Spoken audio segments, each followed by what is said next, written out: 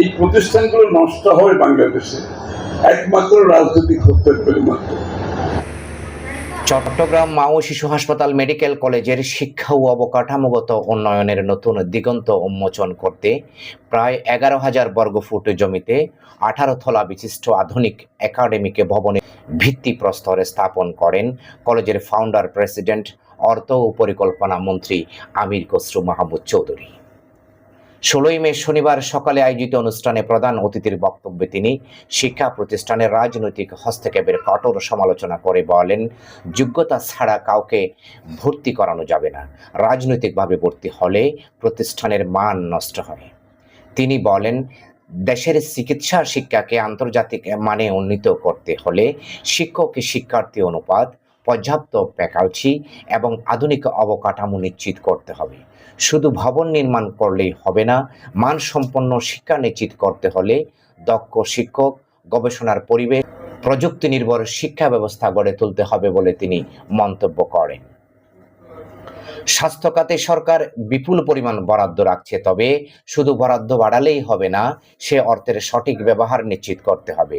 জনগণের টাকায় পরিচালিত স্বাস্থ্য খাতের প্রতিটি ব্যয়ের জবাবদিহিতা নিশ্চিত করতে হবে।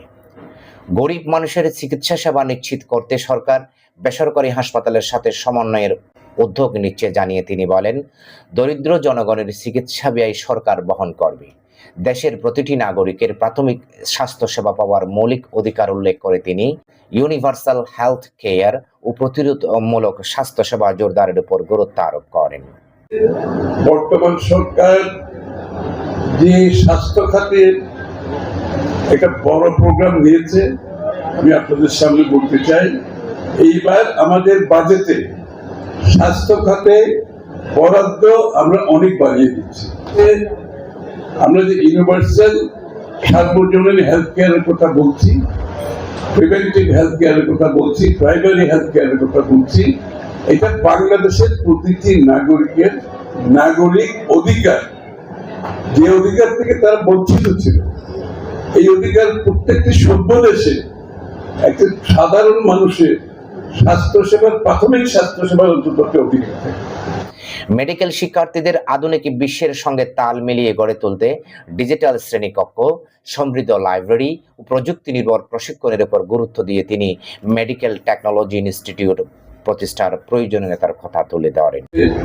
ডিজিটাল লাইব্রেরি, সুতরাং সেই ব্যবস্থা কিন্তু আপনার লাইব্রেরিতে থাকতে হবে। এখন ক্লাসরুমের ফরম্যাট কমপ্লিটলি ডিফারেন্ট, সুতরাং মাল্টিমিডিয়া সহ এই ফ্যাসিলিটিস যাতে ক্লাসরুমগুলোতে থাকে নিশ্চিত করতে হবে, কারণ তারা যারা পাস করে যাবে তারা কিন্তু মাল্টিমিডিয়া ওয়ার্ল্ডে যাচ্ছে। হাসপাতালের joint general secretary Mohammad Zahidul হাসানের সঞ্চালনায় অনুষ্ঠানে বক্তব্য রাখেন হাসপাতালের president Syed Mohammad Morshed Hossain, vice president Abdul Mannan Rana, general secretary Rezaul Karim Azad এবং মেডিকেল কলেজের অধ্যক্ষ প্রফেসর ডাক্তার অসীম কুমার বড়ুয়া। আপনি জানেন যে এরপর আমরা এখনো পর্যন্ত বিল্ডিংটা উদ্বোধন করতে পারি নাই, কারণ হচ্ছে আমরা আউটসাইডের কাজগুলো, আর্কিটেকচারাল ডিজাইনগুলো বাস্তবায়ন করতে কিছুটা সময় লাগবে এবং আমাদের আরো 5 থেকে 10 কোটি টাকা যেন প্রয়োজন আছে। মাননীয় প্রধান অতিথি, আপনার কাছে আবেদন, আপনি বেগম খালেদা জিয়া থেকে এই জায়গাটা নিয়ে দিয়েছিলেন, আমরা এই নতুন ভবনটি 4.5 উদ্বোধন করতে চাই এবং সেটা যদি মাননীয় প্রধান অতিথি আপনি বাংলাদেশের বর্তমান প্রধানমন্ত্রী তারেক জিয়াকে যদি দিয়ে এটা উদ্বোধন করান, চট্টগ্রামবাসী আপনার কাছে আজীবন কৃতজ্ঞ রাখবে। আমাদের আজকের প্রধান অতিথি সম্পৃক্ত ছিলেন এবং প্রধান চরিত্রে অভিনয় করেছেন এইসব ক্ষেত্রে। আমি আল্লাহর কাছে শুধু এটুকু প্রার্থনা করব, যেদিন এই বিল্ডিং শেষ হবে সেদিনও যাতে আমরা আমাদের আজকের অতিথিকে আবার অতিথি হিসেবে পাই।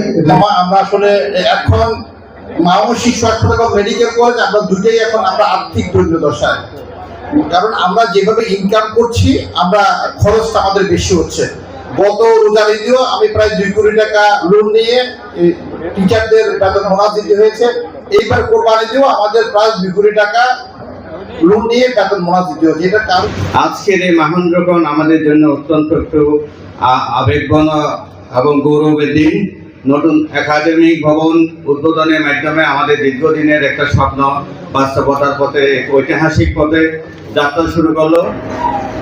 অনুষ্ঠানে আরো উপস্থিত ছিলেন নগর বিএনপির যুগ্ম আহ্বায়ক এম এ আজিজ, হাসপাতালের ট্রেজারার অধ্যক্ষ doctor Lion Mohammad Sanaullah, organising secretary Mohammad Sagir, সদস্য engineer Javed Afsar Chowdhury, doctor Sarwar Alam, Tariqul Islam Tanvir, Saiful Alam, Harun Yusuf, doctor Belayet Hossain Dali, Abul Hashem, পরিচালক প্রশাসন ডাক্তার নুরুল হক, পরিচালক medical affairs doctor A K M Ashraful Karim ও উপপরিচালক মোহাম্মদ মোশাররফ হোসেন সহ হাসপাতাল ও মেডিকেল কলেজের বিভিন্ন পর্যায়ের কর্মকর্তা, চিকিৎসক ও গণ্যমান্য ব্যক্তিবর্গ। Purbadhara news desk, Chittagong.